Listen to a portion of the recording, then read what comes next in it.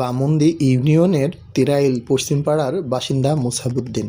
চোখে মুখে তার হতাশার ছাপ। কেনই বা তিনি হতাশাগ্রস্ত হবেন না? কারণ তার একমাত্র উপার্জনের পথ পাখি ভ্যানটি গতকালকে তার বাড়ির উঠান থেকে চুরি করে নিয়ে গেছে চোরের দল।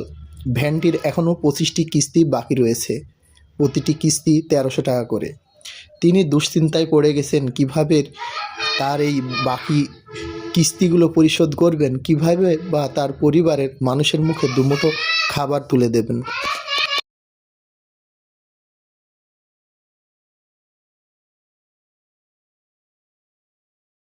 দেখছি ভ্যান নাই, 3:30 বাজে ভ্যান নাই। আমি ডাকছি তো তাই পাশ ডাকে সারা দিলে কি ভ্যান নাই, তো নিয়ে চলে গেছে। কী করবো আমরা এখানে রাত্রে ভ্যান কোথায় খুঁজে খুঁজে আর খুঁজছেন দেখলাম যে মন মতো জানে না, তো বললে কোথায় দেখবো আমরা, তো এরকম কথা বললাম।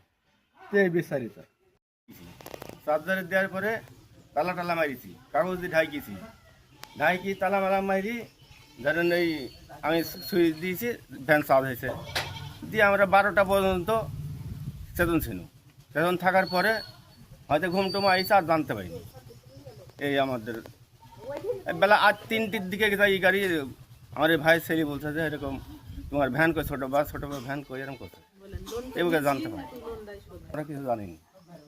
হ্যাঁ, সেল ডাকলো, তারপরে উঠে সব হামাও করতে করতে ধরো ওই খোঁজ করতে করতে যাই দেখছে ওই কারখানার কাছে ওই শেকলটা আর তালাটা পড়ি। এই তো ঘটনা। জিনিস তো আর খুঁজে পাওয়া যায় না। ভ্যানটা কিভাবে কিনি? সংসার ধরেন ওই ভ্যানটা ওই কিনি ওই ভ্যানটার ওপরই চলে।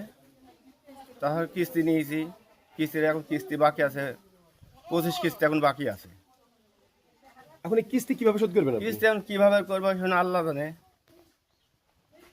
যেভাবেই হোক করতে হবে। তাহলে তো আমার খাটার মতো কায়দা নাই।